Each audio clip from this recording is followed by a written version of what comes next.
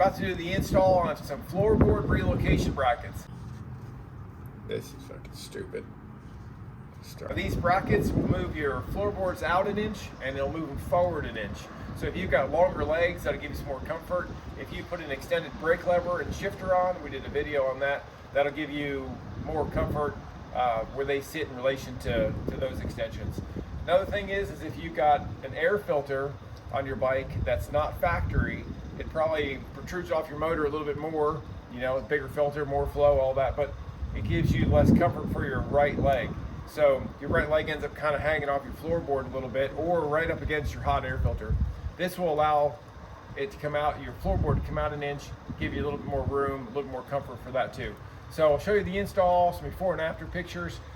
Really super simple. The only thing you need here is a 11 mil socket and a couple of Allen wrenches, a 5/32 and a 3/16 Allen wrench. So I'll show you the install before and after pictures.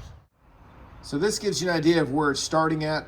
That's where my air filter is in relation to the floorboard, and that is with an extended brake lever on there already. Okay, so the first step is get your Allen wrench and your ratchet, and we'll take these two bolts off.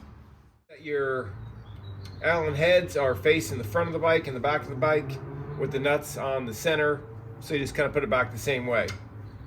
We got our nuts off, take our bolts off, floorboard comes right off. Okay, so now you're going to put your relocation brackets on. You can't get these confused because they're labeled right front, right rear, and the other side will be labeled the same way, you know, left front, left rear. So you put these on just right in place of where your floorboards were. That gives you your forward and out. How these are going to fit is going to fit just like this, and you have some new hardware that goes through. Now this new hardware does have a little bit of slack in it, so I picked up some 1/4 inch stainless washers. Go ahead and make sure they're stainless. That way, you know, they don't rust on your bike. Now you don't have to use the washers. I did because of this gap right here. So you have a little bit of gap back and forth. And I don't really like the play in there. Now you can't completely get that out of it, but you can get some of it out of it. If you did it from the factory, with these factory specs, you'd put it through just like that. But that does leave a little bit of gap, and as you can tell, the threads stop a little bit short. So I'm gonna add that washer, if I can get it started. And then I'm gonna put another washer on the back side. Now I'm back to just threads. And the factory hardware is a little bit different. The ones that come with the kit, they're just slightly longer, and you've got locking nuts. So you've got nylon nuts to put on there. So that's how the front fits. Again, you don't need the washers. I added them, they're an extra. They don't come from the factory as far as the aftermarket factory. So we've got our other one. I'm gonna do the same thing. I'm gonna add a little washer. The back one, for some reason, is tighter, and you can't fit it. You can look down inside there, if you can tell it with the camera, it's too tight to even fit one washer in there. Now we already did the other side, and it was the same way. The front one needed the washer. The front one needed a washer right here, right in this gap, and it needed a washer on the back side. And of course, I haven't tightened this one up yet, but that'll take that out. The back one went all the way through, and then on the back side, it just left a little bit of the sleeve of the bolt before the threads. So I'm just gonna put a washer on the back. I could find the fucking hole. Okay, so we got them on there, got them all tightened up with the locking nuts. They've got movement up and down just like you had from the factory, so your floorboard will be able to rotate just like it did from the factory. Next step is just putting on your factory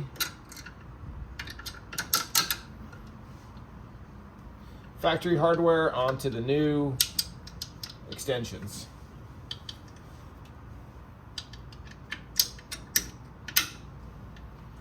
Now this is going to allow it to come up and down just like it did from the factory. I'll put my nuts back on, and then I'll show you the end product in just a second. Here it is, finished product on the bike. Still has the same factory movement. So if you rail a corner and you scrub your floorboard, it still functions just like factory. Now this is an extended brake lever. So if you happen to store your bike in the garage, you need to put your floorboard all the way up, you can do that, but that's with an extended brake lever. I did a separate video on that if you're thinking about getting an extended brake lever to give you some more comfort there.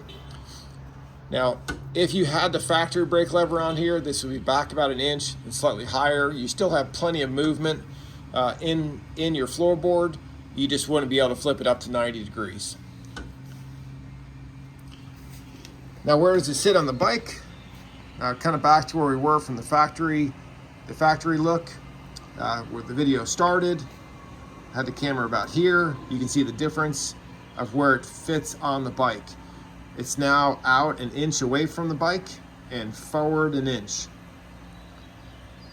See where my air filter lies here? I'll now be able to put my foot on my floorboard with minimal of my leg touching the air cleaner, and if I won't have to protrude my leg out to the right anymore to get it away from the air filter, you know, when the motor is hot, with my foot partially hanging off the floorboard.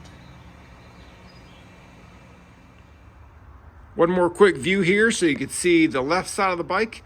Now be aware that is an extended shifter on this side. Did a separate video on that. If you're thinking about getting an extended shifter, check it out. All right, thanks for watching. Stay safe, enjoy the ride, and ride like you're invisible, because a lot of people don't see you.